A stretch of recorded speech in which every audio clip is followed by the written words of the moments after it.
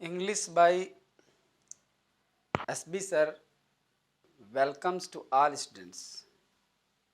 And today you are going to get some important points to write a good essay. आपको आज मैं ये भी बताऊंगा, हालांकि वीडियो थोड़ा सा बड़ा होगा, लेकिन चूंकि समय ज़्यादा नहीं है इसलिए ज़्यादा से ज़्यादा चीज़ें कवर करने की कोशिश करनी पड़ेगी। तो ऐसे तो नहीं बताया जाएगा, आर्टिकल तो नहीं मैं पूरा लिख सकता, लेकिन आर्टिकल लिखने के आपको पॉइंट्स मिलेंगे और मैं बताऊंगा कि आप अच्छा ऐसे डेवलप कैसे करोगे।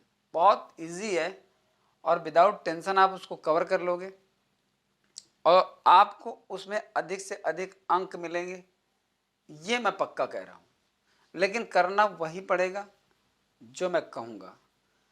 ये मुझे पता है कि इंटरमीडिएट या फर्स्ट ईयर या 10th के बच्चे में इतना एक्सपीरियंस नहीं होता कि वो हर सेंटेंस को बेहतर लिख सके विदाउट ग्रामेटिकल फॉल्ट। वो जब लिखेगा तो उससे कुछ फॉल्ट्स होंगी, लेकिन ऐसे जैसे या आर्टिकल जैसे एक लॉन्ग मैटर वाले सब्जेक्ट में या टॉपिक में छोटी मोटी गलतियां होती ही हैं, लेकिन ये उस तरह से नहीं चेक किया जाता है जैसे मान लीजिए हम ग्रामर पोर्शन पढ़ते हैं और चेक करते हैं। इसलिए यहाँ पर ध्यान देना है। Article some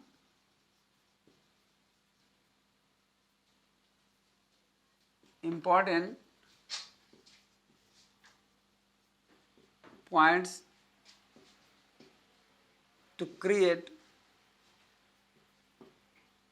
a good article.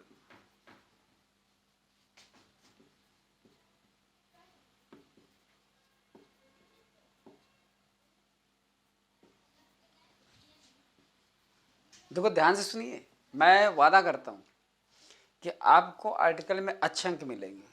10 marks का होता है वो, और उस 10 मार्क्स में अगर मेरी प्रत्येक बात का, चूंकि कल का बीज है आपके पास, अगर आपने पूरा फॉलो कर दिया तो ये समझिए कि भले ही हम न देख पावे या आप न देख पाओ अपनी कॉपी, लेकिन बढ़िया अंक मिलेंगे, ये निश्चित है। इसका बेनिफिट आपकी मार्किंग जो होगी, जो सिक्योर करोगे, उससे समझ में आएगा। सेक्शन सी लगभग आप कवर कर लोगे, क्योंकि उसमें क्या है, उसमें antonyms, synonyms, one word substitution, homophones, ये सारा सब कुछ है। इसके बाद आपका ग्रामर पोर्शन है जिसमें नरेशन है, सिंथेसिस है, ट्रांसफॉर्मेशन है और सिंटैक्स है। तो ये मैं बराबर करवा ही रहा हूँ, जिसमें आपको कॉन्फिडेंस अब काफ़ी कुछ आ रहा होगा।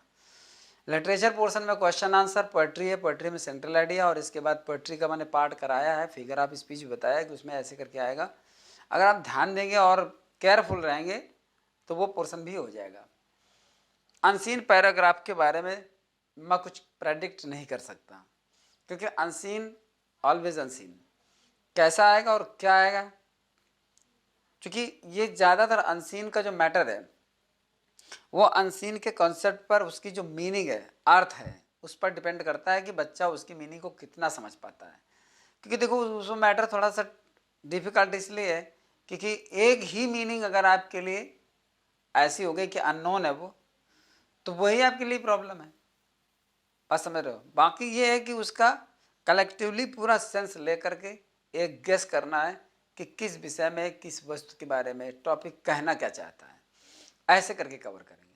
आर्टिकल और लेटर राइटिंग, आर्टिकल और लेटर में क्या होता है कि लेटर में अगर वो प्रॉब्लमेटिक है तो प्रॉब्लम देना होता है, उसकी स्टार्टिंग कैसे होती है, इसके लिए वीडियो पड़ा हुआ है, लिंक में प्लेलिस्ट है, उसमें लेटर पड़ा है। इंटरमीडिएट ब्रॉड प्रिपरेशन में आप उसको देख लीजिए, जो चीज़ उसमें बताई गई है अगर उसको फॉलो करोगे तो लेटर भी 10 नंबर का होता है। मतलब ये 20 नंबर बहुत मायने रखते हैं आपके एग्ज़ाम में, इंग्लिश पेपर में। घबराने की बिल्कुल ज़रूरत नहीं है, बहुत ही आराम से पेपर बन जाएगा। सबसे ज़्यादा ज़रूरी है कॉन्फिडेंस। तो now let's start how to write a good article. देखिए सबसे पहली जो रिक्वायरमेंट है, सबसे पहली रिक्वायरमेंट आपकी है मतलब आउटलाइंस। आउटलाइंस का मतलब होता है हेडिंग्स। अब इसमें आपको बहुत ज़्यादा टेंशन लेने की जरूरत नहीं है, मैं जैसे जैसे बता रहा हूँ आप ध्यान से सुनिए, केवल देखना कैसे इजीली आप कवर कर लोगे।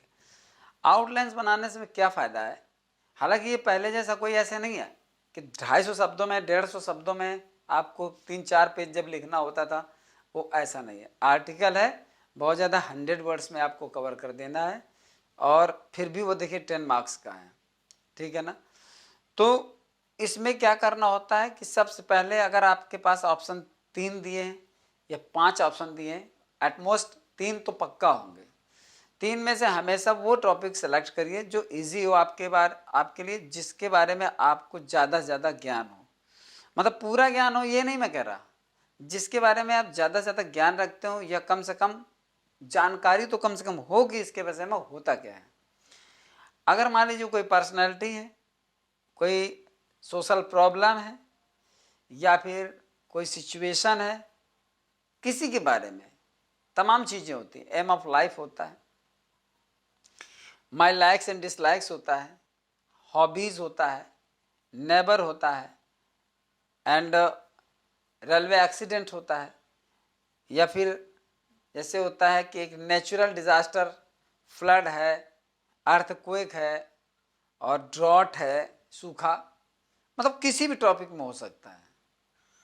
तो हमें वो, जैसे कि टेररिज्म है, ऐसे बहुत सारी चीज़ें हैं, साइंस है, और ब्लेसिंग ऑफ साइंस है, या फिर कर्स ऑफ साइंस है, जो भी कुछ आता है, इसके लिए बहुत सारे टॉपिक हैं, इनको काउंट करना फालतू समय बर्बाद करना। सीधे पॉइंट पे आते हैं। मान लीजिए आपको आउटलाइंस बनानी है, तो आउटलाइंस बनाने के लिए करना क्या है, 2 आउटलाइंस आप पक्की मानकर चलिए। 2 आउटलाइंस का मतलब फर्स्ट आपकी आउटलाइंस होगी इंट्रोडक्शन,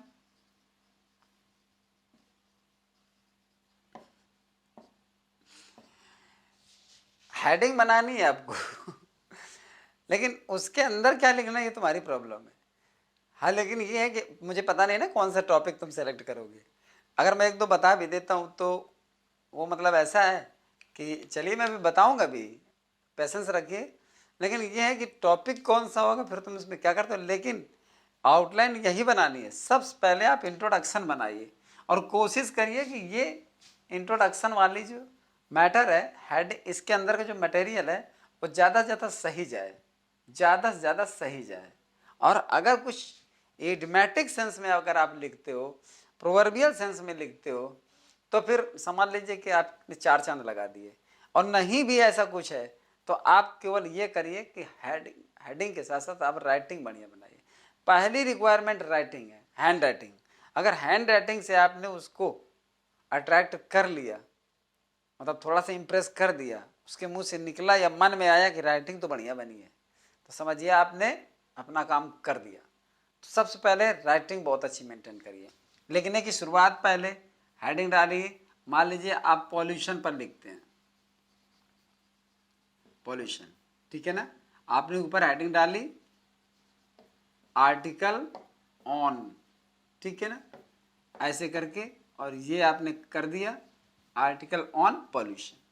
अब इसके बाद आपने लिखा इंट्रोडक्शन। इंट्रोडक्शन बी, सी और डी और ई।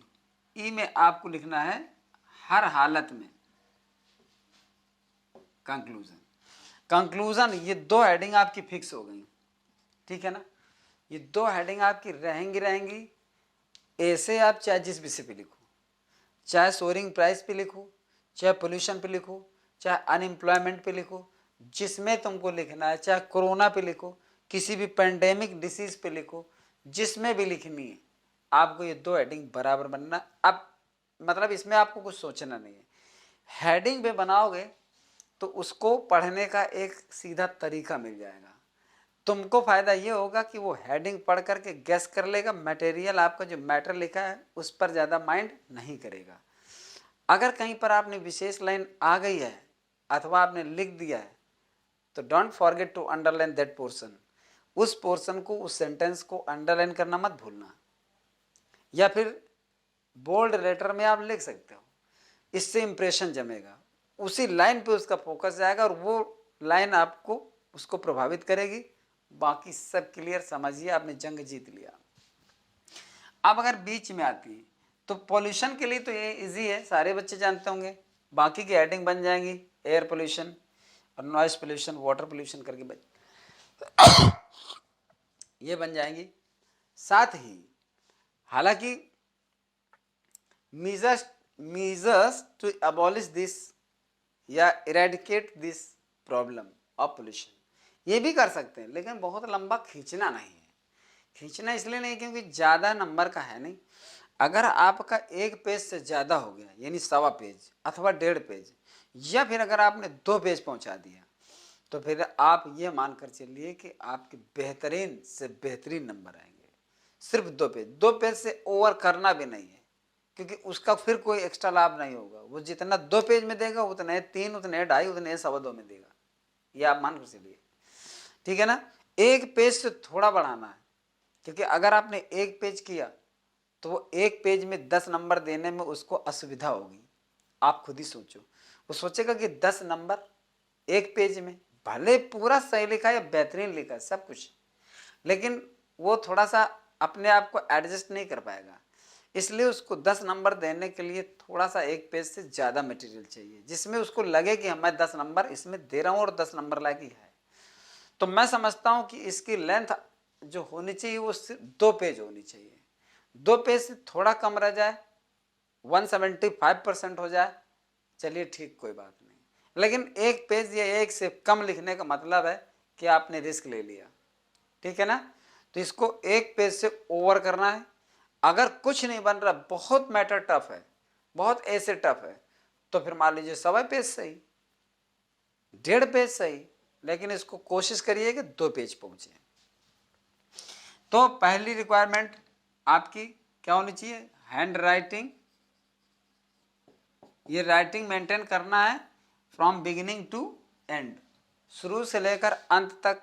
कहीं पर भी उसको ये ना लगे कि बच्चे ने यहाँ घसीट दिया है। इसके लिए आपको पर्याप्त समय भी निकालना पड़ेगा, थॉट्स भी आपको डेवलप करना पड़ेगा। But don't take tension about creating good और grammatical sentence, because it does not need या it does not matter much.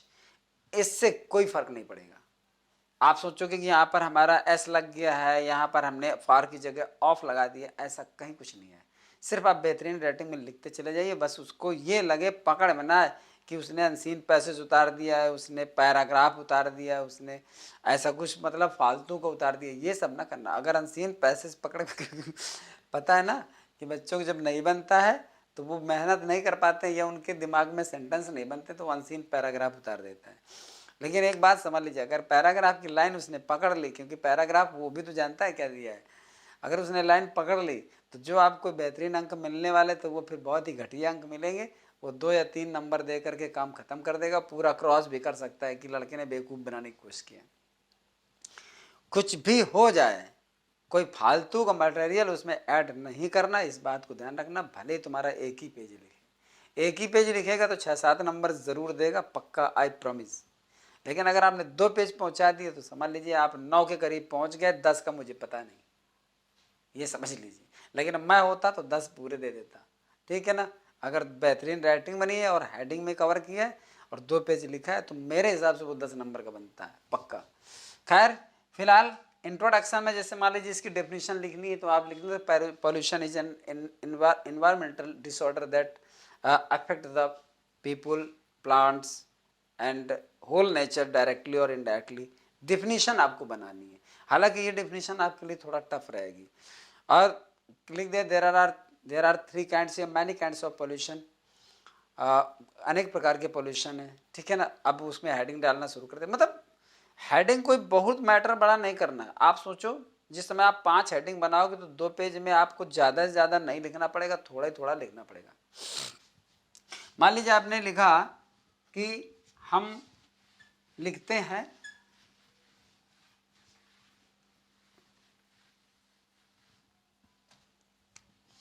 Price rise पे लिखते हैं।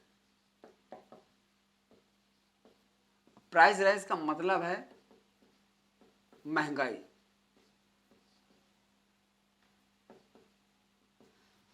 बढ़ती हुई कीमतें। इंट्रोडक्शन लिख दिया। अब इंट्रोडक्शन में हम क्या लिखेंगे? Today all the essential objects या materials, the price of essential materials is growing day by day, या ग्रोइंग फास्ट, तेजी से बढ़ रही है।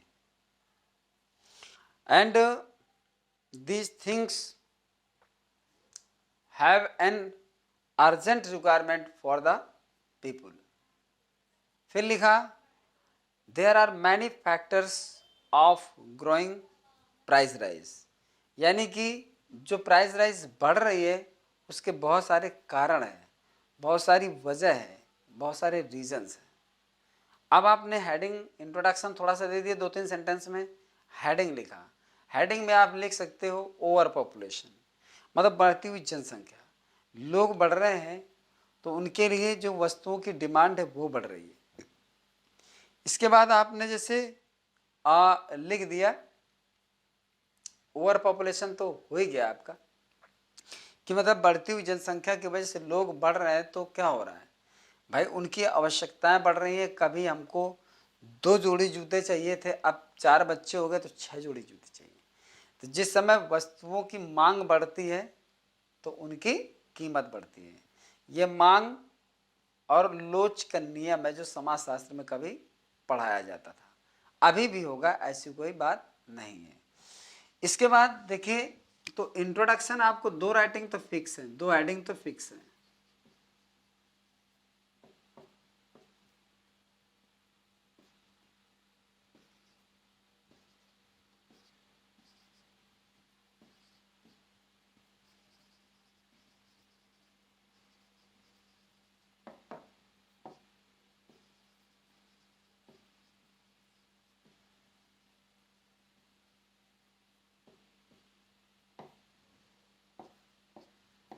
फिर देखिए जैसे लिखा होर्डिंग। होर्डिंग का मतलब होता है द ग्रेट बिजनेसमैन या big businessman horde the materials of the urgent need of commodities, यानी जो आवश्यक वस्तुओं की जो मात्रा है उसको जो बड़े बड़े व्यापारी होते हैं वो जमा कर लेते हैं, स्टोर कर लेते हैं। होर्डिंग भंडारण हो जाता है, ठीक है ना। ब्लैक मार्केटिंग जो होती है वो भी प्राइस राइज बढ़ाने का एक रीजन बनती है, कालाबाजारी जिसको। फिर जैसे होता है कि प्रॉफिटियरिंग, यानी मुनाफा, अधिक से अधिक मुनाफा पाने के लिए लोग इसको होल्ड करते हैं और स्टोर करते हैं, प्रॉफिटियरिंग इसको मतलब। तो यहां पर आपने कर दिया होर्डिंग, यानी ये होता है। ब्लैक मार्केटिंग कर दिया, या फिर आपने जैसे कर दिया कंपटीशन।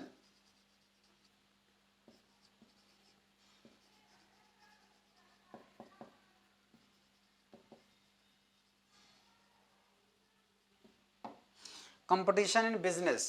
और कंपटीशन इन बिजनेस में तो आप जैसे मान लीजिए यही समझ रहे हो कि चीजें सस्ती होती हैं, सस्ती नहीं होती हैं।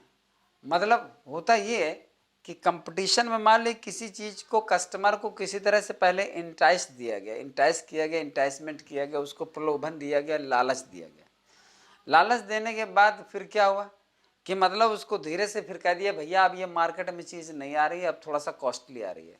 या मान लीजिए कोई आपने ये कर दिया कि दूसरी हेडिंग डाल दी कि मतलब पैंडेमिक या एपिडेमिक,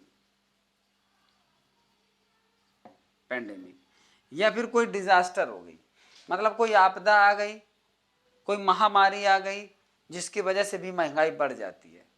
मतलब वो अगर महामारी और ये इस तरह से आ गया तो जो भी है शेयर मार्केट वो मतलब डाउन होता है, चीज़ें जो प्रोडक्टिविटी काफ़ी प्रभावित होती है, जिसकी वजह से जो बचा हुआ माल होता है वो। कुल मिलाकर के आपके थॉट्स होने चाहिए, क्या लिखते हो, कैसे आपसे बनता है, किस तरह से टूटा फूटा सेंटेंस बनाते हो, इसके बारे में आपको टेंशन नहीं करना है। ग्राउंड आपकी सही चलनी चाहिए, वो किसी भी तरह से आप वो चीज़ लिख रहे हो वो आपको लिखना है। द जैसे मान लीजिए लिख दिया कि the big businessman by the necessary commodities, essential commodities from the farmers, vegetables या कुछ भी मतलब खरीद लेते हैं, एंड दे होल्ड इट, और वो उसको जमा कर लेते हैं। And when there is a great lack in the market of these things, they sell one by one या बाय एंड बाय, वो उसको धीरे धीरे से बेचते हैं, सप्लाई करते हैं इन हाई रेट्स, मतलब ऊंचे दामों में। तो वो चीज़ आपको आनी चाहिए और बननी चाहिए कि मतलब वो कैसे। तो सबसे ज़्यादा ज़रूरी है कि पॉइंट्स बनने चाहिए। कंक्लूजन में मतलब एक मेजर्स, एक उपाय हमें क्या करना चाहिए, ब्लैक मार्केटिंग रोकनी चाहिए और पॉपुलेशन कंट्रोल होनी चाहिए। दूसरा, होर्डिंग को रोकना चाहिए। अगर ये इस तरह से करते हैं तो काफ़ी हद तक जो प्राइस राइज है वो कंट्रोल हो सकती है। कुछ इंटरनेशनल लेवल की बातें भी आप लिख सकते हो कि इंटरनेशनल लेवल पे किस तरह से, मतलब जब किसी चीज़ की कमी आती है कंट्री में तो वो बाहर से लेते हैं, तो वो मतलब थोड़ा सा जो रेट होते हैं वो ज़्यादा होते हैं। तो जब बाहर से चीज़ आएगी तो बाहर से आएगी, तो जब हमें मतलब इंपोर्ट करेंगे तो उसका जो चार्जेज है, जो भी कुछ है, कंट्री में आते आते उसके दाम बढ़ जाते हैं। तो चाहे वो मान ली पेट्रोल हो, गैस हो या जो भी कुछ हो, तो ऐसे करके हम ये बातें भी लिख सकते हैं। लेकिन ये बातें उतनी ज़रूरी नहीं है, इतनी ज़्यादा आपको इसमें टेंशन नहीं लेनी है जितना आप यहाँ पर लेते हो हेडिंग पर। अगर पॉइंट बना दिए, इंट्रोडक्शन पढ़ा है, ओवर पॉपुलेशन, होर्डिंग पढ़ा है, मतलब ये पैंडेमिक कोई डिसीज पड़ी हुई है यहाँ पर, अगर ये पढ़ा तो उसने समझ लिया कि लड़के ने हेडिंग अगर ये बनाई है कि होर्डिंग मतलब जमाखोरी, तो फिर निश्चित तौर पर उसने ये उसको जानकारी है कि प्राइस राइज कैसे बढ़ती है, तो फिर वो ज़्यादा मैटर नहीं पड़ता। इसी तरह से अन्य चीज़ों में, जैसे मान लीजिए हम अनएम्प्लॉयमेंट लिखते हैं,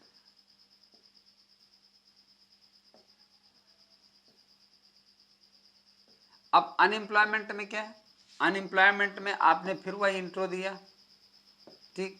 फिर इसके बाद इसमें भी ओवर पॉपुलेशन होता है, क्योंकि ज़्यादा से ज़्यादा जनसंख्या हो रही है।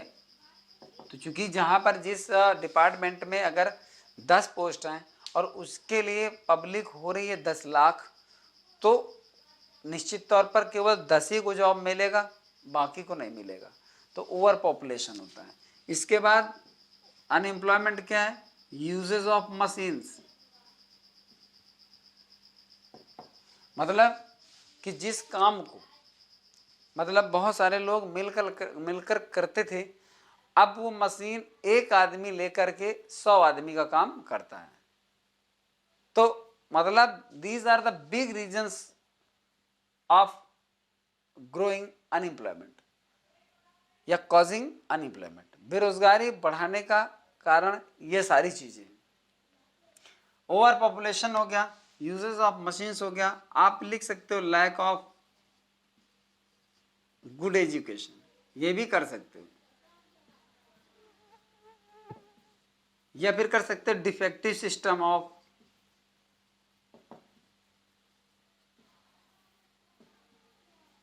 एजुकेशन, मतलब जो एक शिक्षा का एक त्रुटिपूर्ण सिस्टम है उसकी वजह से भी है। मान लीजिए हमारे उसमें आ गया कि इंजीनियरिंग करना है या इंजीनियरिंग की पढ़ाई हो रही है या अन्य कोई बड़ी इस तरह से, बहुत सारे ऐसे गरीब परिवार हैं जिनके पास इस तरह की कोई स्कोप नहीं है, वो नहीं कर पाते, कुछ समय तक तो उसको पढ़ाते हैं, इसके बाद उसको बैक फुट पे आना पड़ता है, तो उनके पास चूंकि इतनी व्यवस्था नहीं होती है।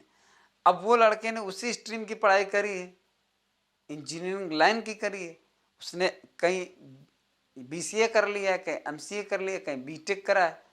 अब बीटेक से कोई स्कोप अगर उसका नहीं बनता है तो इसके बाद उसकी लाइफ बेकार है। या फिर इतना पैसा हो कि 4 साल तक और भी कोचिंग करे और भी पढ़े, कुल मिलाकर इस मैं उसका बेस बता रहा हूँ, इसलिए यहाँ पर ये भी कर सकते हैं, ठीक है ना। यूजेस ऑफ मशीन्स को मैंने बताया, ओवर पॉपुलेशन को बताया, इसके बाद आपने कंक्लूजन लिखा। तो कंक्लूजन में वही होता है, कंक्लूजन में बच्चे को अपने थॉट देना होता है, सिर्फ अपने थॉट, कि वो गवर्नमेंट को क्या करना चाहिए, उसको क्या करना चाहिए, पब्लिक को गवर्नमेंट से मिलकर के क्या करना चाहिए, उसका साथ देना चाहिए, इस तरह का कोई अपने पर्सनल मेजर्स उसको सुझाने पड़ते हैं और इसके बाद वो एंड हो जाता है। कुल मिलाकर के मैं बहुत ज़्यादा इस पर चर्चा नहीं करूँगा क्योंकि हर ऐसे में विद्यार्थियों को प्रॉब्लम होती है। दूसरी बात यह है कि मैं कितना भी यहाँ पर बताता हूँ, कैसा भी बताता हूँ, या आप बुक से पढ़ते हो, मेरी बताई हुई लैंग्वेज या बुक की पढ़ी हुई लैंग्वेज थोड़ा सा टफ रहेगी, बुक की तो और टफ रहेगी, और कभी भी किसी की बताई हुई लैंग्वेज या बुक से पढ़ी हुई लैंग्वेज आप अपने आर्टिकल में फॉलो नहीं कर सकते हो। जब लिखोगे तो आपके अपने ही पर्सनल, मतलब अपने ही पर्सनल थॉट्स होंगे, पर्सनल सेंटेंस होंगे, उसमें कोई कॉपी नहीं कर सकता है। या तो फिर उसको लर्न हो। तो अब ऐसे इतने बड़े बड़े टॉपिक कितने लर्न करेगा, एक दो, लेकिन इसका कोई ठिकाना नहीं है कि कौन सा टॉपिक आ जाए। इसलिए सबसे पहली बात तो इसके प्रति घबराइए नहीं। दूसरा, हैंडराइटिंग अच्छी बनाना, स्टार्टिंग अच्छी हो, कोई बढ़िया अगर पंक्ति आ जाए तो वो जरूर लिखिए और उस पर अंडरलाइन जरूर करिए। अंदर मैटर क्या है, बस आप कहीं किसी पैराग्राफ या अन्य किसी चीज की कॉपी करके मत डालना उसमें, मतलब वो आपके शब्दों को पकड़ ना पाए। बाकी वो एक एक शब्द मिला करके अर्थ निकालने नहीं बैठेगा, ये मैं कह रहा हूं, अच्छी तरह समझ जाइए। पॉइंट्स बना देंगे तो मटेरियल से बच जाएंगे। दूसरा, अगर पॉइंट्स वैसे तो बनाना है, हर हाल में बनाना है, फिर भी किसी से नहीं बनते हैं तो आप पैराग्राफ में एक बात लिखी, पैराग्राफ चेंज, एक बात लिखी, पैराग्राफ चेंज, लेकिन फिर भी अगर हेडिंग बन गई, अगर दो हेडिंग आपकी फिक्स्ड है, इंट्रोडक्शन और कंक्लूजन, तो नहीं तीन बनती है तो दो ही हेडिंग काफी है, नहीं तीन बनती तो दो ही हेडिंग काफी है, दो बीच में कोई हो गई, दो आगे पीछे हो गई, सुपर से सुपर, ये बात समझे। अगर ये आपने कर दिया तो मैं गारंटी लेता हूं आपको ऐसे में अच्छे अंक मिलेंगे। ऐसा लिखने पर आपको 8 नंबर से नीचे नहीं मिलेंगे, और अगर और बेहतर बन गया, कुछ एक आध कोटेशन प्रोवर्ब ना, तो उससे आपको 8 से 9 या 10 नंबर तक, अगर बेहतरीन राइटिंग लिखी है तो आप उसको अपनी राइटिंग से भी अट्रैक्ट कर सकते हैं। तो आप कोशिश करिए, परेशान मत होइए, आर्टिकल आराम से बन जाएगा, क्योंकि बच्चे इसके बारे में ज़्यादा मतलब नर्वस हो जाते हैं। इसमें कुछ भी नर्वसनेस वाली बात ही नहीं है, हर मतलब जानता है सब कोई, वो जो चेक करते हैं वो भी जानते हैं कि इंटरमीडिएट का लड़का अगर कोई ऐसे सेंटेंस लिखेगा बना करके, बनाई के लिखेगा, उनको भी पता है कि याद करके नहीं लिखे जा सकते हैं, तो उससे कहीं ना कहीं फॉल्ट्स होती है। अगर फॉल्ट्स उसकी पकड़ में आती है, लेकिन राइटिंग अच्छी बनाई है आपने, पॉइंट्स अच्छे दिए हैं, तो उसको भी इग्नोर करता है, क्योंकि उसको ये बात पता होती है। इसलिए आप इस पर टेंशन बिल्कुल ना लीजिए। बस ये है कि अगर कोई टॉपिक आपको लगता है कि ये थोड़ा सा देख लेना चाहिए, अनएम्प्लॉयमेंट देख लीजिए, सोरिंग प्राइस या प्राइस राइज देख लीजिए, पॉल्यूशन देख लीजिए, टेररिज्म देख लीजिए, ब्लेसिंग्स ऑफ साइंस देख लीजिए, माई लाइक्स एंड डिसलाइक्स, उसी को आप हॉबीज़ में भी बना सकते हो। ये चीज़ my aim of life, my aim of life ने एक लड़के ने कमेंट किया था कि सर इस पर बता दीजिए, इस पर क्या बताना। इंट्रोडक्शन लिखा कि बहुत सारे जो स्ट्रीम होती है, बहुत सारे एम्स होते हैं लोगों के जीवन में, लेकिन मेरा एम है आर्मी में ऑफिसर बनना, या इंडियन नेवी में ऑफिसर बनना, या मान लो बैंक में अधिकारी बनना, या मतलब कुछ भी रेलवे में अधिकारी बनना, मेरा ये एम है, ठीक है। अब यहाँ पर लिखे कि why I choose this job, ये जॉब मैं क्यों चूज करता हूँ, ठीक है ना। इसके बाद इसमें आपको ये लिखना है कि मतलब what will do after being this job, इस जॉब में रह करके मैं करूंगा क्या, how can I get popularity, मैं इसमें पॉपुलरिटी कैसे हो, मतलब ये लिखना है आपको। What are the expectations of my parent, क्या मेरी उम्मीदें हैं, मतलब माता पिता की। कंक्लूजन लिख देना है, मतलब इतनी ज़्यादा हेडिंग नहीं देना है, मुझे क्यों अच्छा लगता है, मैं क्यों चुनूंगा, और मैं इसको किस तरह से अपने हिसाब से इसको ट्रीट करूंगा, ये होता है। तो उसका रीज़न क्या है सेलेक्ट करने का, इस एम को क्या है मेरा में, ये क्यों है मेरा एम, क्यों बनना चाहता हूँ, और इस माध्यम से मैं अपनी कंट्री की सर्विस कैसे करूंगा। तो ये सारी चीजें, बस हेडिंग पर फोकस करिए, आप मैटर को छोड़ दीजिए, हेडिंग पर फोकस करिए। हेडिंग पर अगर फोकस, हेडिंग बन गई तो समझिए आपने आर्टिकल लिख लिया और आपको अच्छे मिल गए। तो चलिए, बेस्ट ऑफ लक है मेरी तरफ से, इतना फॉलो करिए जितना मैंने बताया है, तो निश्चित तौर पर आपका आर्टिकल बढ़िया बनेगा, ये मेरा वादा है। अब हम उठाते हैं सेक्शन सी, क्योंकि ये भी बहुत ज़रूरी है, और ये थोड़ा सा मैं तेज रखूँगा। मैं सोचता हूँ कि आप लोग इसको ज़्यादा से ज़्यादा कवर करें। तो देखिए, किसी ने कोई पेज पूछा, किसी ने कोई पेज पूछा, लेकिन मैं 20 से नहीं कुछ कर सकता, और सभी बच्चे जानते हैं कि इसमें उतना टाइम नहीं है। तो फिर भी यहाँ पर मैं आपको बता दे रहा हूँ, फटाफट करूँगा, थोड़ा जल्दी करूँगा। जैसे यहाँ पर लिखा है पेज नंबर आपको 165 है, मतलब उसी के आगे वाला सेट है, बैकवर्ड चलेंगे जब। लिखा है one who does not believe in God, वो व्यक्ति जो गॉड पे बिलीव नहीं करता, सभी जानते हैं एथीस्ट होता है। एथीस्ट इसमें ऑप्शन दिया हुआ, वैसे तो याद होना चाहिए, बताया जाता है कि पेपर पुराने सैंपल पे ही है, लेकिन इंग्लिश का कुछ कहा नहीं जा सकता। इंग्लिश में ऐसा हो सकता है कि चूँकि अदर सब्जेक्ट में ऑब्जेक्टिव पहले से भी आते थे, इंग्लिश में ही नहीं आते थे, तो उम्मीद पूरी की जाती है कि ऑब्जेक्टिव आएंगे, इसलिए आप ऑब्जेक्टिव पर्पज से याद करिए। इसीलिए इसका ये जो बनाकर प्रोफाइल या इस तरह का स्केच बना करके दिया गया है सैंपल। तो एथीस्ट लिखा है, थीस्ट लिखा है, ब्लास्फेमी लिखा है और हाइपोक्राइट लिखा है। तो देखिए यहाँ पर लिखूंगा तो लेट हो जाएगा मामला, इसलिए मैं ओरली बताता हूँ। एथीस्ट पहले नंबर पर सही है।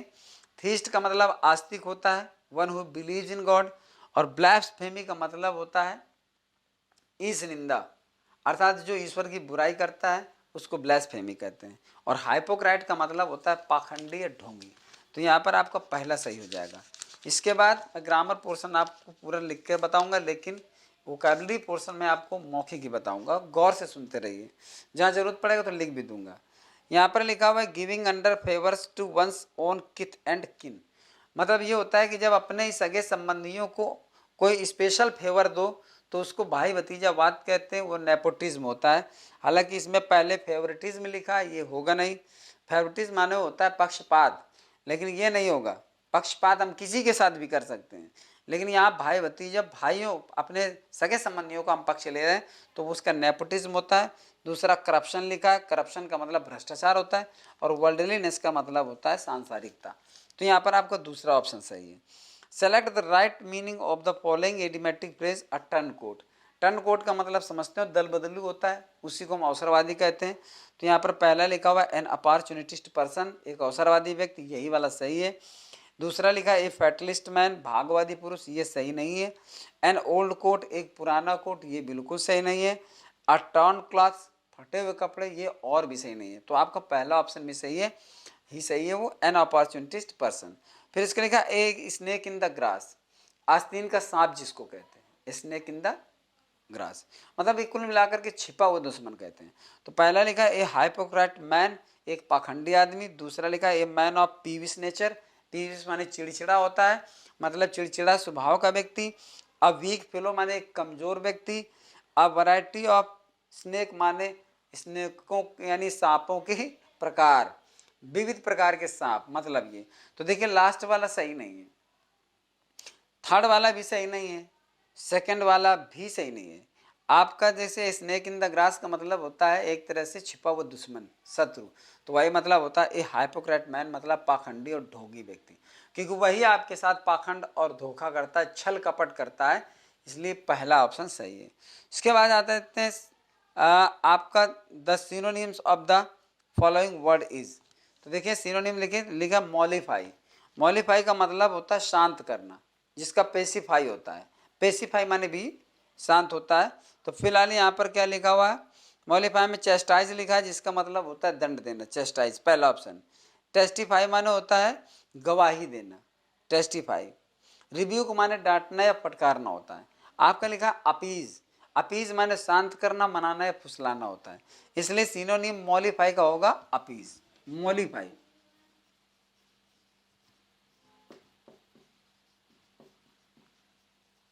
अपीज, ये आपका सिनोनिम।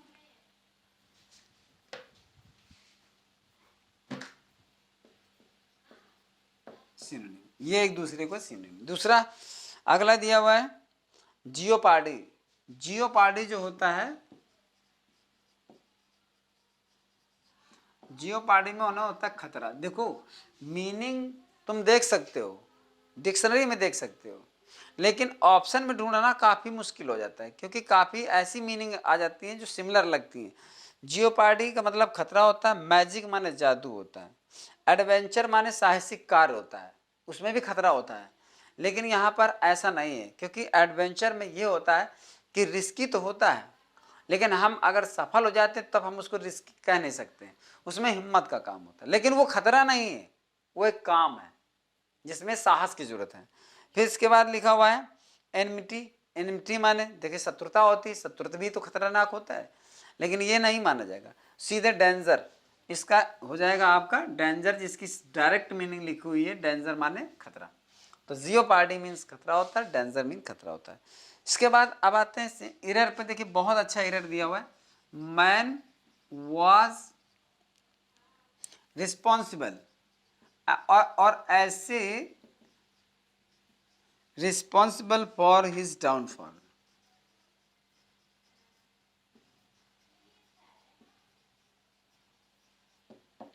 ऐसे करके दिया, एरर ढूंढना है इसमें। और एरर क्या क्या है, एक तो वॉज दिया हुआ, दूसरा दिया हुआ है आपका फॉर, तीसरा दिया हुआ है हिज, और अगर चौथा दिया डाउन। भाई हमने भी नहीं देखा पेपर किस नमूने का होगा, तुमने भी नहीं देखा। नया सिलेबस है, नई शिक्षा नीति है, जो एजुकेशन पॉलिसी है, क्या करेगा क्या नहीं करेगा ये तो है। लेकिन मेरे ये कहने का मतलब नहीं कि आपको मैं डिस्करेज कर रहा हूँ, पेपर बढ़िया सबका बनेगा, ये पक्का है, मैं जानता हूँ। लेकिन ये है कि आपको धैर्य रखना पड़ेगा, और आपको क्या है ना, थोड़ा हिम्मत रखनी पड़ेगी, यानी जिसको हम कॉन्फिडेंस कहते हैं। अपने ऊपर विश्वास रखिए, बाकी सब कुछ अच्छा होगा, सब कुछ। अब देखना, अगर इस तरह का आएगा और इस तरह का अगर आ जाता है तो हमें ये 4 में ही ढूंढना है। अगर वैसे करने के लिए दिया जाए तो लड़का पता नहीं क्या करेगा, कहाँ क्या करेगा, मालूम नहीं। अब आपके पास ऑप्शन है, निर्धारित है, या तो आप डाउन को गलत मान सकते हो, या फॉर को मान सकते हो, या हिच को मान सकते हो, या फिर वॉच को मान सकते हो। Man was responsible for his downfall. सबसे पहली बात है, डाउन इसलिए नहीं होगा क्योंकि डाउनफॉल का मतलब होता है पतन, हालांकि फॉल माने भी पतन होता है, फॉल, लेकिन फॉल के अर्थ भी होता है, फॉल माने गिरना होता है, फॉल माने ऊपर से नीचे आते हुए गिरना होता है, जैसे आपका झरना होता है। फॉल माने मतलब होता है कि मूवमेंट टू डाउनवर्ड, ठीक है ना, और वो फॉलिंग होती है इसकी। तो इसमें पतन का भी अर्थ है, लेकिन यहाँ एक्चुअल पतन की बात है, जब किसी तरह से वेल्थ एंड प्रॉपर्टी में लॉस होता चला जाता है, किसी तरह से उसकी वैल्यू कम होती चली जाती है, तो पूरी तरह से उसको पतन कहते हैं। तो यहाँ पर डाउनफॉल ही रहेगा, डाउन नहीं हटाएंगे। ठीक, अब आते हैं फॉर की तरफ। रिस्पॉन्सिबल के साथ में फॉर भी होता है, ठीक है ना। A man was responsible for his downfall, ये कहना ही चाहता है कि मनुष्य अपने पतन के लिए जिम्मेदार होता है, या होता था, या था, ये कह रहा है। तो यहाँ पर रिस्पॉन्सिबल फॉर होता है, निश्चित तौर पे होता है यहाँ पे। फिर इसके बाद हिज है, मैन है तो हिज लगेगा, इसलिए इसको अब आते हैं वाज पर। वाज इसलिए हमको सेलेक्ट करना है क्योंकि यह एक कॉमन सेंटेंस है। कॉमन सेंटेंस कैसे है, अगर यहाँ पर हम किसी पार्टिकुलर व्यक्ति की बात करते तो द मैन वाज हो सकता था। ये मैन आपको वाइड सेंस में लिया गया है, वो कहना ये चाहता है कि मनुष्य अपने पतन का स्वयं जिम्मेदार होता है। मनुष्य अपने पतन का स्वयं जिम्मेदार होता है, यानी ये प्रेजेंट में होना चाहिए, ना कि पास्ट में होना चाहिए। पास्ट में मान सकते थे, लेकिन जब यहाँ पर मैन को इस तरह से कॉमनली यूज नहीं किया जाता, तो ये मतलब मैन मतलब टोटल ह्यूमन बींग्स के लिए, तो यहाँ पर मैन ही रहेगा। अगर किसी पार्टिकुलर पर्सन के लिए होता तो द मैन लिखा होता, और अगर मैन सिंगल लिखा है तो ये वाक्य प्रेजेंट में ही बनना चाहिए। Man is responsible for his downfall, यानी मैन यानी आदमी अपने पतन का स्वयं जिम्मेदार होता है, ऐसा बोला जाता है। इसलिए यहाँ पर इज किया जाएगा और सेंटेंस सही हो जाएगा। अब हम आगे चलते हैं।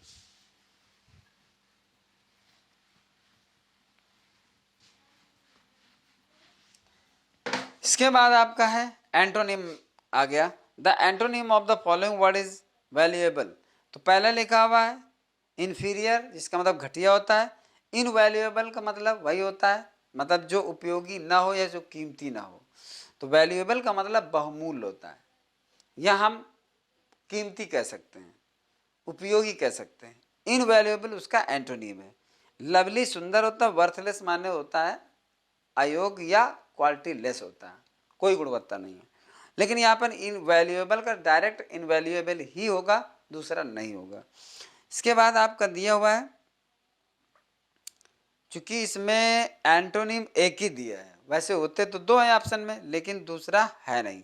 कोई बात नहीं, हम आ जाते हैं किस में, नरेशन में आ जाते हैं। तो यहां पर लिखा हुआ है द टीचर सेड,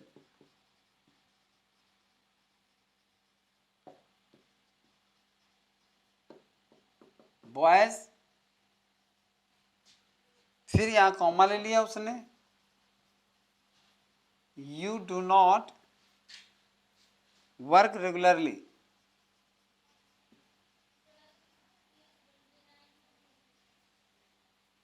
रेगुलरली जल्दी होती है तो और गलत होता है, रेगुलरली, और फिर आगे लिखा हुआ है but your aim touches the sky, but your aim touches the sky. जब नए वर्ड्स का सेंटेंस मिल जाता है, थोड़ा नयापन होता है उसमें, जिसको हमने कभी बनाया नहीं, लेकिन नियम और तरीके और स्ट्रक्चर वही है, लेकिन थोड़ा नयापन होता है तो हेजिटेशन होती है, कुछ ऐसा लगता है कि शायद कुछ नई बात तो नहीं है, लेकिन नई बात नहीं है। इतने नरेशन बनाए सब इर्द गिर्द एक ही जैसे तो होते हैं अगर देखा जाए हल्का फुल्का, तो उसमें घबराने कोई बात नहीं। इसने कहा द टीचर सेड बॉयज, बच्चों, you do not work regularly, हाँ आप नियमित रूप से काम करते नहीं हो, लेकिन जो तुम्हारा उद्देश्य है वह आसमान छू रहा है। तो उद्देश्य या लक्ष्य तुम्हारा आसमान छूता है, लेकिन तुम नियमित रूप से काम करते नहीं, तो इसमें कुछ नहीं है। इसको आप ऑब्जेक्ट बना लीजिए, और ऑब्जेक्ट बनाना है तो सिंपल बनाइए, क्योंकि और इसमें सीधा सा सेंटेंस है, कुछ खास उसमें है नहीं। The teacher told the boys, ये आ गया आपका, ये नॉमिनेटिव केस का एड्रेस कहा जाता है। सेंटेंस यहां से स्टार्ट नहीं है, सेंटेंस यहां से स्टार्ट है। ये तो संबोधित किया उसने, तो जो संबोधित किया उसको ऑब्जेक्ट बना दिया और लगा दिया दैट, और दैट के बाद यहाँ पर यू को बॉयज के आधार बदलेंगे तो दे करेंगे, फिर यहाँ दे के बाद आप क्या कर देंगे, डोंट को डिड नॉट, वर्क रेगुलरली,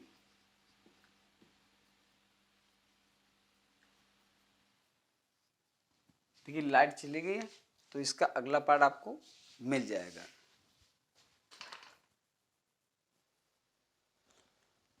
देखिए सॉरी फॉर द इंटरप्शन, फिर मैं आगे लेकर चलता हूँ। तो यहाँ पर देख बना था कि the teacher told the boys that they did not work regularly, यह आपने यहाँ पर जो आया था डू नॉट को डिड नॉट कर दिया, वर्क रेगुलरली और बट हो गया यहाँ पे, और योर एम को बॉयज के अनुसार पे देयर एम हो गया, टचेस का टच्ड कर दिया और द स्काई कर दिया। जो पहले की तरह यहाँ पर जो चेंज किया जाता है लगभग उसी तरह चेंज कर देंगे, और इसमें कोई जो मतलब एक कॉम्प्लिकेशन होता है वो ऐसा कुछ है नहीं, सिंपल सा है। नेक्स्ट है, नेक्स्ट दिया I said to her, I said to her, comma inverted comma, what a formidable, what A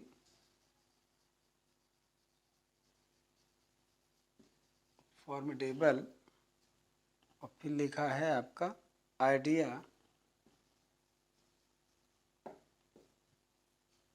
came into your mind, into your mind, और यहाँ पर ये मार्क लगा और ऐसे करके देखो, इनसे ये नहीं है कि यही सेंटेंस आएगा, बट ये जरूर है कि इनसे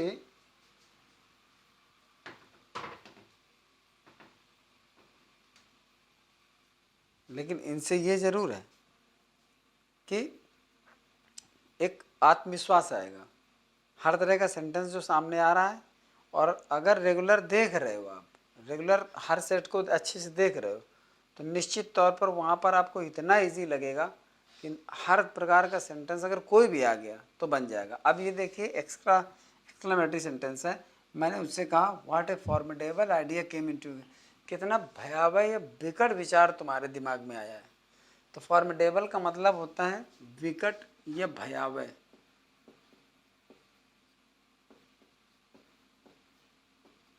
ये होता है इसका मतलब, ठीक है ना। ये तो अब यहाँ पर जब बनाएंगे तो कैसे बनाएंगे, आई एक्सक्लेम्ड, ठीक है ना।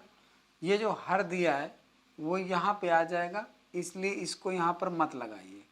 लगाना ही है तो हम ऐसे वैसे लगा सकते हैं, I exclaimed to her, I exclaimed her नहीं करेंगे, आई एक्सक्लेम्ड टू हर। लेकिन ऐसी सिचुएशन में क्या होता है, अगर इसका कोई ऑप्शन इधर आ रहा है, ये पलट कर इधर जाएगा, हर का अगर सी हो जाता है, ऐसे करके हो जाता है, तो फिर इसको यहाँ पर लगाने की कोई ज़रूरत नहीं है, ऑटोमेटिकली उसका सेंस निकल आएगा। तो आई एक्सक्लेम्ड दैट कर दिया, ठीक है ना। और फिर कर दिया ए, वाट ए के बाद बदले वेरी या ग्रेट लगाते हैं। अगर एडजेक्टिव होता तो वेरी लगाते हैं, और नाउन होता तो ग्रेट लगाते हैं वाट के बाद। तो वाट के बाद ये एडजेक्टिव है तो वेरी लगा देंगे, यानी ए वेरी फॉर्मिडेबल, फॉर्मिडेबल कर दिया, ठीक है ना। और आइडिया का आइडिया कर दिया, और केम लिखा है जो कि पास्ट इंडेफिनिट टेंस होता है, उसको क्या कर देंगे, और हैड कम इनटू कर दिया, और योर को अब हर के आधार पर बदल देंगे हर माइंड, यानी उसने आश्चर्य प्रकट किया, मैंने आश्चर्य प्रकट किया, या आश्चर्य प्रकट करते हुए कहा कि एक बहुत ही भयावह या विकट विचार उसके दिमाग में आया था। ऐसा करके बना देंगे तो सिस्टमेटिकली पूरा बना है। वाट को हटाया, उसके बदले वेरी लगाया, और फॉर्मिडेबल केम को हैड कम किया, इनटू योर को इनटू हर माइंड कर दिया, और आपका सेंटेंस ये भी पूरी तरह से बन गया। इसके बाद आगे बढ़ते हैं।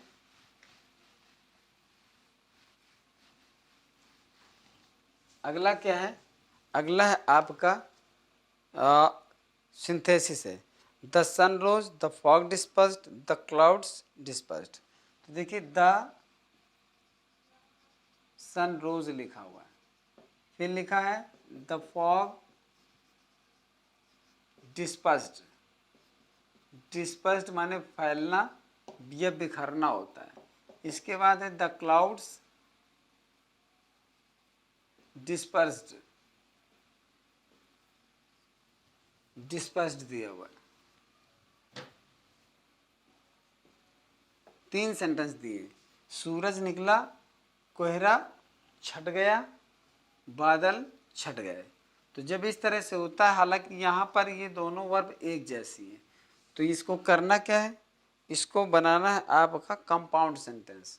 तो जब कंपाउंड सेंटेंस बनाना है तो कम्युलेटिव सेंस होता है। कम्युलेटिव सेंस यहाँ पर है, अगर सिंपल बनाना होता तो द सन हैविंग राइजन कर देते, लेकिन आपको कंपाउंड बनाना है, सिंपल नहीं बनाना है। तो आप बनाएंगे the sun rose and the fog and the clouds,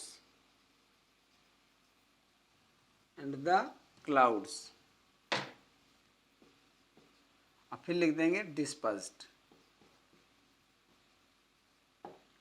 इसमें आपको एंड ही लगाना है, मतलब ये नहीं है सूरज निकला और ऐसा हो गया, सूरज निकला और पक्षी चहचहाने लगे, सूरज डूब गया और सितारे निकल आए।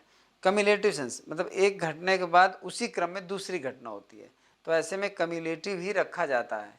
ये कुछ रिजल्ट या ऐसा कुछ नहीं बता रहा। तो सूरज निकला और फॉग और कोहरा यानी फॉग और बादल छट गए। तो सीधे आपका ये एंड अलग है जो 2 क्लॉजेस को जोड़ता है, और ये 2 वर्ड्स को जोड़ता है।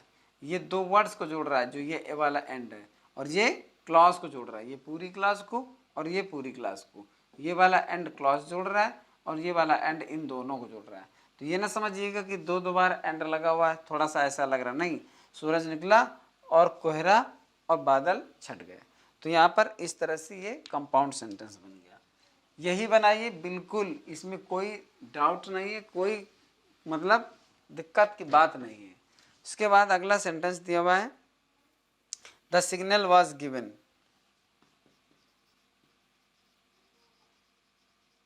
द सिग्नल वॉज गिवन, फिर क्या है the train left the station. The train left the station बनाना है आपका सिंपल। तो यहाँ पर लिखा है कि सिग्नल दिया गया, वाज गिवन, सिग्नल दिया गया। फिर क्या हुआ, the train left the station, अर्थात गाड़ी ने स्टेशन छोड़ दिया या गाड़ी स्टेशन से चल पड़ी। तो जब वाज और देखिए वाज गिवन लिखा है, ये कोई एडजेक्टिव नहीं है, ये फुल वर्ब की थर्ड फॉर्म है। और जब आपका वाज और प्लस वर्ब की थर्ड फॉर्म होती है तो इसके बदले आपका लगता है सिंपल बनाने में हैविंग बीन प्लस वर्ब की थर्ड फॉर्म। क्यों? क्योंकि ये नॉमिनेटिव एब्सोल्यूट है। नॉमिनेटिव एब्सोल्यूट क्यों है? क्योंकि प्रत्येक वाक्य का सब्जेक्ट आपका अलग है। तो ये कैसे बनता है, द सिग्नल हैविंग बीन और हो जाएगा given comma the train left the station. ये आपका सिंपल बन गया। अर्थात सिग्नल दिए जाने के बाद गाड़ी ने स्टेशन छोड़ दिया, ये अर्थ निकलेगा। क्योंकि सभी जानते हैं हैविंग का अर्थ के बाद होता है। हैविंग का प्रयोग दो तरह से होता है, एक्टिव वॉइस में होता है, पैसिव वॉइस में होता है। जब एक्टिव वॉइस में होता है तो हैविंग प्लस वर्ब की थर्ड फॉर्म, जब पैसिव वॉइस में होता है तो हैविंग बीन प्लस वर्ब की थर्ड फॉर्म। तो ये पैसिव जो स्ट्रक्चर था उसकी वजह से हमने हैविंग बीन लगाया हुआ। इसके बाद देखते हैं आगे क्या दिया हुआ है। मैं भी कोशिश कर रहा हूँ कि ज़्यादा से ज़्यादा आपका रिवीजन हो जाए ताकि इसका बेनिफिट आपको एग्जामिनेशन में मिले। इसके बाद ट्रांसफॉर्मेशन है, everybody has praised your sincerity and Fidelity. अब यहाँ पर इंट्रोगेटिव सेंटेंस बनाना है। Everybody has praised your sincerity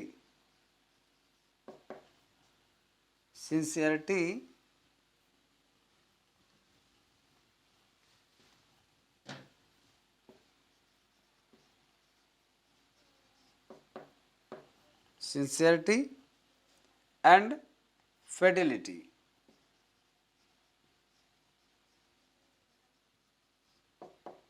देखिए सिंसियरिटी माने होता है निष्ठा, मतलब लगन जिसको कहते हैं। इसके माने होता है लगन और यह निष्ठा हो गई।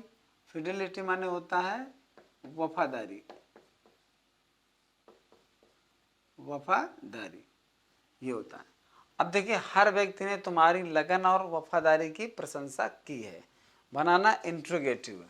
इंट्रोगेटिव जब बनाएंगे तो सभी जानते हैं कि यहाँ पर कर देंगे हु और हैज़ के बाद यहाँ पर कर देंगे नॉट।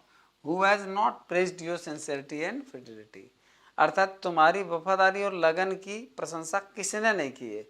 इसका एवरीवन और एवरीबॉडी का शॉर्टकट में सबसे अच्छा ऑप्शन होता है कि हु लगाकर इंट्रोगेटिव बना दो, हु लगाकर। और इसमें ट्रांसफॉर्मेशन में असर्टिव टू इंट्रोगेटिव और इंट्रोगेटिव टू असर्टिव का एक बढ़िया कॉन्सेप्ट होता है कि दिए गए सेंटेंस में अगर नॉट नहीं है तो नॉट लगा करके ही सही सेंस आएगा, और अगर दिए गए सेंटेंस में नॉट लगा है तो हटा करके ही सही सेंस आएगा। तो अगर नॉट नहीं लगा तो लगाना होता है, और अगर लगा है तो हटाना होता है। तो यहाँ पर देखिए पहले दिए गए सेंटेंस में नॉट नहीं था तो हमने इंट्रोगेटिव के लिए आपको ये दिया, इसके बाद नॉट लगाया। अगर हु हैज़ प्रेज्ड कर दोगे तो सेंस गलत बन जाएगा। लास्ट में एक चीज़ ध्यान रखिएगा, क्वेश्चन मार्क जरूर लगाइएगा। क्वेश्चन मार्क नहीं लगाओगे तो एक नंबर कट सकता है, क्योंकि पार्टिकुलरली उसने इंट्रोगेटिव सेंटेंस बनाने के लिए दिया है। और इंट्रोगेटिव सेंटेंस जब खुद ही कह रहा है कि बनाओ तो ऐसे में क्वेश्चन मार्क बहुत इंपॉर्टेंट हो जाता है। तो अगर क्वेश्चन मार्क अगर इंट्रोगेटिव सेंटेंस है तो क्वेश्चन मार्क को ध्यान रखिए, जिसे कि ज़्यादा से ज़्यादा बच्चा मिस कर देता है। इसलिए इंट्रोगेटिव सेंटेंस में क्वेश्चन मार्क जरूर लगाइए। दूसरे तरीके से आप ये बता सकते हो कि हैज़ और एवरीबॉडी, ये हैज़ आगे आ गया, एवरीबॉडी आ गया, नॉट तब भी आपको डालना है, हैज़ एवरीबॉडी नॉट, ठीक है ना। और फिर प्रेज्ड, प्रेज्ड के बाद योर सिंसियरिटी एंड फिडिलिटी, और फिर क्वेश्चन मार्क। इसका अर्थ हो जाएगा क्या हर व्यक्ति ने तुम्हारी लगन और वफादारी की प्रशंसा नहीं की है, मतलब की है। तुम्हारी लगन और वफादारी की प्रशंसा किसने नहीं की है, मतलब सब ने की है। तो ये ट्रांसफॉर्मेशन का थोड़ा सा जो तरीका होता है अलग होता है, उसका अगर सेंस बदल गया तो नंबर 0। इसलिए इस बात को अच्छी तरह से ध्यान रखना है कि उसे सेंस को और टेंस को दोनों को मेंटेन करना है। इसके बाद do it now passive voice बनाना है, डू इट नाउ। और इसका भी सबसे बढ़िया तरीका मैं बता रहा हूँ कि अगर आपका ऑब्जेक्ट दिया हुआ है, यानी ऑब्जेक्ट ये वर्ब है, ठीक है, ये एडवर्ब है। अगर ऑब्जेक्ट दिया है तो ज़्यादा टेंशन लेने की जरूरत नहीं है, ज़्यादा ये सेंस निकालने की जरूरत नहीं है कि इसमें ऑर्डर है कि एडवाइस है कि रिक्वेस्ट है, क्योंकि ज़्यादातर बच्चा शॉर्टकट में ढूंढता है, you are requested to, you are order to, उसको बदलने का प्रयास नहीं करता। लेकिन अगर ऑब्जेक्ट दिया है तो ऑब्जेक्ट में आपको let plus object plus be plus verb की थर्ड फॉर्म, इस फार्मूले से चलना है। Let plus object plus be और प्लस वर्ब की थर्ड फॉर्म और प्लस अदर्स, ये नियम फॉलो कर दीजिए। आपको कोई रिस्क नहीं है, कोई अर्थ निकालने की जरूरत नहीं है, आसानी से बन जाएगा। तो यहाँ पर हम पहले लिखेंगे लेट, ऑब्जेक्ट है ये इट, तो लिख देंगे इट, फिर लगा तो ये हो गया, ये हो गया, और बी लगा दिए यहाँ पर वर्ब की थर्ड फॉर्म, ये वर्ब है तो यहाँ कर देंगे डन और कर देंगे नाउ, तो let it be done now. आराम से बन गया, कोई दिक्कत नहीं है। जैसे यहाँ पर लिख दिए कि कॉल हिम एट वंस, ये आ गया, उसे तुरंत बुलाओ, तो ये वर्ब, ये ऑब्जेक्ट और ये एडवर्ब। तो यहाँ पर लेट हिम बी कॉल्ड और कर दिया एट वंस। इसी तरह से जैसे होता है आस्क हिम, ठीक है ना, टू वेट आउटसाइड, ऐसे बहुत सारे होते हैं। इसलिए इसमें कोई फ्रेज लगाने की कोशिश नहीं करनी है, सीधे ये वर्ब है, ये ऑब्जेक्ट है, ये अदर है, पूरा जो भी दिखा, ये इन्फिनिटिव है, ये एडवर्ब। तो लेट हिम सिर्फ इसी की पैसिव बनती है, लेट हिम बी, आस्क की थर्ड फॉर्म आस्क्ड हो गया, और टू और फिर कर दिया वेट और फिर कर दिया आउट और साइड कर दिया।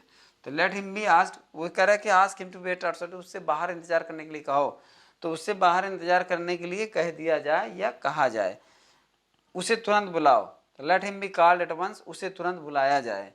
लेट डू इट नाउ, इसे तुरंत करो, इसे अभी करो, तो बस इसे अभी किया जाए, ये सेंस निकलता है। तो पैसिव भी बहुत आसान है, और इस तरह के पैसिव अगर आपको आते हैं तो नंबर आपके हैं और आप ही के हैं, ये समझ लीजिए। मतलब नंबर फिर मिलना है, बस थोड़ी सी केयरफुलनेस की जरूरत है।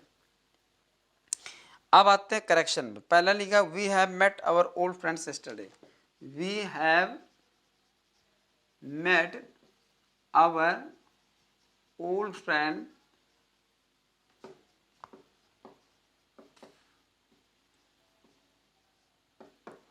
यस्टरडे।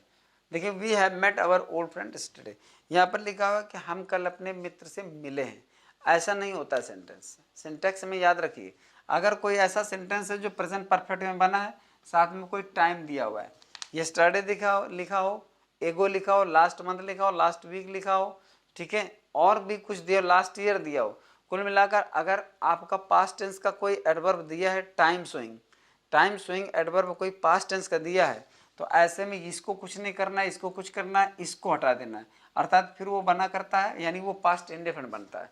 अगर कुछ भी सेंटेंस ऐसा दिया है जिसमें पास्ट टेंस का टाइम शो कर रहा है, यानी टाइम बताने वाला कोई एडवर्ब लगा है और वो प्रेजेंट परफेक्ट में बना है, तो वो प्रेजेंट में नहीं होता, वो टोटल पास्ट में होता है। मतलब हम कल अपने पुराने मित्र से मिले थे, ऐसा कहा जाता है। मिले हैं, प्रेजेंट को टच करता हुआ टाइम नहीं है आना चाहिए। तो इसका प्रेजेंट परफेक्ट जो टेंस का सेंस होता है उसको यहाँ पर खत्म करना होता है, टाइम जो दिया वो आपका वही रहेगा। तो यहाँ पर आप है बता देंगे और सेंटेंस आपका सही हो जाएगा। आगे लिखा हुआ है बहुत ही इंपॉर्टेंट यहाँ पर नियम है, पाकिस्तान अटैक्ड लिखा हुआ है, फिर लिखा ऑन इंडिया, फिर लिखा है इन 1971 ये दिया है। तो इसका एक तरीका होता है, अटैक कोई भी प्रीपोजिशन नहीं लेता, अर्थात ये हटा देना है, ऑन नहीं लगेगा। Pakistan attacked India in 1971। याद रखिए अटैक अगर कोई वर्ब है, चूंकि अटैक नाउन भी होता है, हमेशा याद रखिए अटैक नाउन भी होता है, अटैक वर्ब भी होती है। अगर अटैक को वर्ब की तरह इस्तेमाल किया गया है तो उसके साथ प्रीपोजिशन नहीं आएगा, यानी ऑन नहीं आएगा, क्योंकि ज़्यादातर अटैक के साथ ऑन आता है, लेकिन ऑन आता भी है। पहले मेरी पहली बात सुनिए कि अगर ये वर्ब है अटैक तो ऑन नहीं आएगा, लेकिन अगर ये नाउन है तो वर्ब आएगा। अगर हम इसी को ऐसे लिख दें कि पाकिस्तान गेव, ये यहां मेड लिखा हो, मेड, और फिर करके लिखा हो एन अटैक, तो फिर आपका ऑन आएगा और ये सही है और यही सही है। दोनों में अंतर देख लीजिए। अगर Pakistan gave an attack on India, तो फिर अगर ये अब ये वर्ब नहीं है, वर्ब ये है, ये वर्ब है, ये वर्ब नहीं, ये नाउन है। जब नाउन होगा तो ये बिल्कुल पूरी तरह सही है, और अगर वर्ब है तो ये फिर पूरी तरह गलत है। तो चूंकि यहाँ पर वर्ब के रूप में दिया गया है, इसलिए ऑन हटाना है और आपका सेंटेंस सही हो जाएगा। इसके बाद हमें देखना है अगला। अगला है आपका तीसरे नंबर का, the house comprises of 10 rooms. The house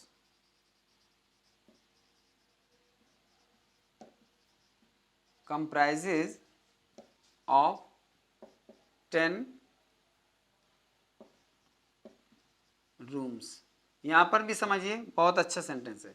consist of जैसे होता है, कॉन्सिस्ट ऑफ, तो जो कॉन्सिस्ट ऑफ का सेंस होता है वह सिर्फ कंप्राइजेज का सेंस होता है। मतलब कॉन्सिस्ट ऑफ इक्वल कंप्राइजेज। कहने का मतलब क्या है? कहने का मतलब यह है कि कॉन्सिस्ट के साथ जो ऑफ लगता है ये पूरा इसका सेंस देता है कंप्राइजेस, यानी इसी के अंदर ये ऑफ का सेंस होता है कंप्राइजेस। मतलब ये कह रहा है कि the house comprises of 10 rooms. इस घर में 10 कमरे हैं। जैसे this book consist of 200 pages, यानी इस बुक में 200 पेज हैं। ये 200 पेजों की ये पुस्तक बनी है, ये 10 कमरों का ये घर बना है। ठीक, तो जब कंसिस्ट होता है तो ऑफ होता है। उसी सेंस में जैसे आपने देखा हो इन स्पाइट ऑफ होता है, इन स्पाइट ऑफ होता है, लेकिन एक डिस्पाइट होता है। मीनिंग दोनों की एक है, मीनिंग दोनों की एक से बना होना या से निहित होना, के बावजूद दोनों का एक ही मतलब है। इसमें ऑफ का सेंस होता है। अगर कहीं डिस्पाइट ऑफ दी है तो ये गलत है, क्योंकि ऑफ का सेंस ऑलरेडी इसमें होता है। तो फिर अगर दोबारा लगाते हो तो ये डबल हो जाएगा, सुपरफ्लस एक्सप्रेशन हो जाएगा। सुपरफ्लस एक्सप्रेशन सिंटैक्स के मामले में बहुत ज़बरदस्त होता है, और वो पढ़ना सभी विद्यार्थी को जरूरी होता है। वो अगर पढ़ता है तो काफ़ी हद तक उसका सिंटैक्स ऑटोमेटिकली कवर हो जाता है, उसमें कोई रूल्स नहीं है। और सबसे ज़्यादा डॉजिंग और ट्रैपिंग वही होता है सबसे जल्दी, क्योंकि उसमें ऐसा होता है कि प्रैक्टिकली ऐसा लगता है ये सही है, लेकिन जैसे डिस्पाइट के साथ ऑफ लगा होगा तो ऐसा लगता सही है, कंप्राइजेस के साथ ऑफ लगा है तो ऐसा लगता है ये सही है। हमें वो सही दिखता है। सबसे ज़्यादा उसका जो निगेटिव एस्पेक्ट है वो यही है कि वो सही लगता है, जबकि वो पूरी तरह से गलत होता है। तो यहाँ पर ध्यान रखिए, इंस्पाइट ऑफ सही है लेकिन डिस्पाइट ऑफ गलत है, यहाँ पर ऑफ नहीं लगेगा। जैसे कंसिस्ट ऑफ सही है लेकिन कंप्राइजेस ऑफ बिल्कुल गलत है। ऑफ का सेंस इसमें ऑलरेडी है, इसलिए इसको हटाओगे और आपका सेंटेंस सही हो जाएगा। इसके बाद लास्ट दिया हुआ है, I love my friends dog who is a good man. I love my friends dog who is a good man. Sentence में खुद ही कमी दिख रही है कि मैं अपने मित्र के कुत्ते को पसंद करता हूं जो एक अच्छा आदमी है। मैं अपने मित्र को, वो कहना चाहता है कि मतलब मित्र कहना भाई गुड मैन कौन है, कुत्ता या मित्र? मित्र अच्छा आदमी है, लेकिन पसंद वो कुत्ते को करता है, मित्र को नहीं करता। तो यहाँ पर होता है कि जब कोई रिलेटिव प्रोनाउन आता है तो उसका एंटीसीडेंट वही होना चाहिए जिसके लिए प्रयोग। Who is a good man ये आया है मित्र के लिए, लेकिन ये एंटीसीडेंट लगा है डॉग के लिए। तो हमें इसका जो है सिचुएशन चेंज करना पड़ेगा। क्या करना पड़ेगा? I love the dog of my friend who is a good man. अब देखिए ये who is a good man किसके लिए, फ्रेंड के लिए, बिल्कुल सही सेट हो गया। कह वही बात रहा है जो इसमें कहना चाहता है। तो मैं अपने मित्र के कुत्ते को पसंद करता हूँ, जो एक अच्छा आदमी, कौन अच्छा आदमी, मित्र, अर्थात मैं अपने मित्र के जो एक अच्छा आदमी है कुत्ते को पसंद करता हूँ। मतलब काफ़ी टिपिकल है और घुमा के दिया है। लेकिन अब ऐसे ऐसे सिचुएशन में हमें एक हिसाब से देखा जाए तो कोई नियम भी नहीं है, वरना कोई नियम भी है। नियम यही है कि रिलेटिव प्रोनाउन और उसका एंटीसीडेंट एक ही होना चाहिए। जो ये आदमी है वही एंटीसीडेंट होना चाहिए, और एंटीसीडेंट वही होना चाहिए जिसके लिए वो रिलेटिव प्रोनाउन लगाया गया है। तो यहाँ पर इसके ऑर्डर को चेंज करना है। ऑर्डर चेंज कर देंगे, I love the dog of my friend. देखिए यहाँ पर पॉजिटिव केस बना करके ये बनाया गया है। यहाँ पर हमने डॉग ऑफ लगेगा यहाँ पे, I love the dog of my friend. यहाँ पर ऑफ मिस हो गया है, इसको जरा दोबारा ध्यान दीजिए, क्योंकि हो जाता है ये कि जल्दी में माइंड धीमा रह गया, हाथ ज़्यादा तेज चल गया, या फिर माइंड तेज चल गया और हाथ धीमा हो गया, तब ये होता है। I love the dog of my friend. अब ये सही है, इस तरह से आप करिए, ये बिल्कुल सिंटैक्स एकदम प्योर है एंड श्योर भी है।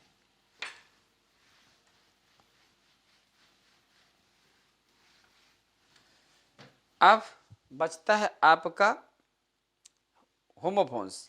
तो सभी जानते हैं इसमें ज़्यादा टाइम देकर कोई फायदा नहीं है। अफेक्ट ये वर्ब है जिसका मतलब है प्रभाव डालना, ठीक, और इफेक्ट है प्रभाव, जो ये नाउन है, ये नाउन है और ये वर्ब है। जैसे एडवाइस और एडवाइस जानते हो उसी तरह से। बाद में बैन और बेन लिखा है। बैन माने रोक या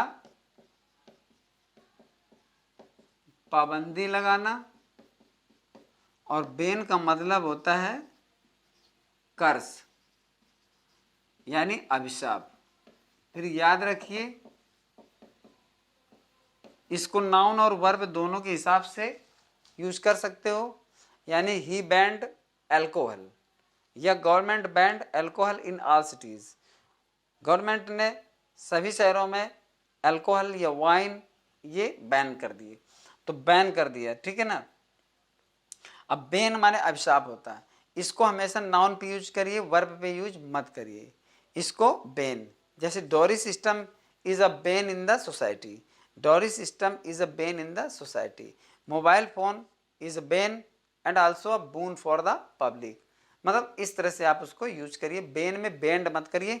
इसको बैन भी कर सकते हो, ये नाउन भी है, और वर्ब भी कर सकते हो। वर्ब करें तो एक चीज़ ध्यान रखें, इसमें NED का प्रयोग करें पास्ट फॉर्म में, ये सही हो जाएगा।